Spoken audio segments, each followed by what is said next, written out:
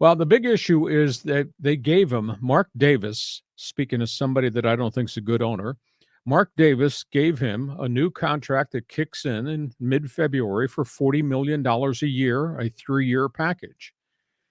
Then they decide they're not going forward with that. Either they didn't think he could win enough or they just felt that was way too much money. So they're facing a February 14th deadline. If he's on that roster February 14th, the new contract kicks in at $40 million per season, a large amount of it guaranteed. That eats up their salary cap, and they got all types of salary cap problems. So they decided to remove him from active status and would move him in the offseason. Well, as the end of the season in January became the playoff season, and now going to Super Bowl week, he's still there, and there's been no final decision. He dug his heels in. They asked him, the first thing they asked, can we take the February 14th deadline for the new contract to kick in and move it farther out? Move it into March or move it into April when the new business year begins? He said, no, the contract is the contract. And then it came up, well, we're not going to let you dictate the terms of the trade. His response, that's fine. I'll become a free agent and you can release me and I'll make my own deal. I said, oh, no. Then they wanted draft pick compensation. He came back to them and said, you give us permission to talk to a team that we want to go to. And they said, no. He said, well, you can't trade me. I have a no trade clause. Right. I'll kill any deal. So it really got uglier and uglier. At midnight on Friday night, John, they decided to grant him permission. There's a window. I don't know if it's 7 days or till the 14th to have his agent approach teams about trades. They would approach, I've been told it's the Washington Commanders and the Carolina Panthers. They would approach at least those teams and say, okay, these are the terms of the contract I agreed on. Do you want this contract, or do we restructure it differently to help you with your salary cap?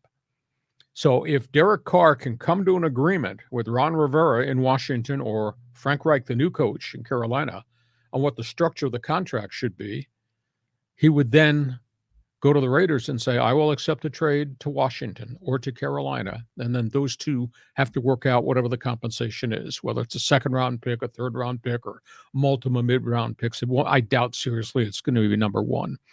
I think he's a good quarterback. I think he's a good guy. I think his career has been impacted by so many bad decisions made around him while it was the Al Davis run franchise, then the Mark Davis run franchise, and the John Gruden disarray, and what happened with McDaniels this past year. I think he's a good human being who's been put in a really tough situation. That being said, his record is 69-80. He doesn't have a lot of postseason games nor postseason wins. So, a starting quarterback bears some of that responsibility. But it's been interesting to see the dueling guns pointed in each other's direction here. Oh, no, we're not doing that. Well, if you're not doing that, I'm not doing this. And he holds the cards. He holds the leverage. Mm-hmm.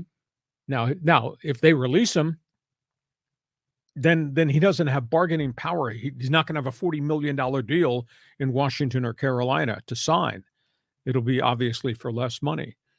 So I think that the Raiders finally understood that they're not the power broker here, and that Derek Carr will be traded on his terms to his team because of the no trade clause they gave him, lock, stock, and barrel.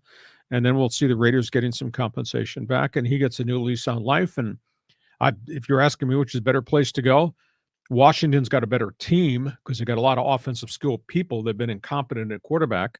Carolina's got a really smart coach, obviously, in Frank Reich, and they got high draft picks to use to go get more players around him. So it'd be fascinating to see what happens in the next 7 to 14 days. Yeah, it seems like Mark Davis and Derek Carr are fighting like a boyfriend-girlfriend breakup. It just gets petty, they start just kind of getting ticky-tacky about little things.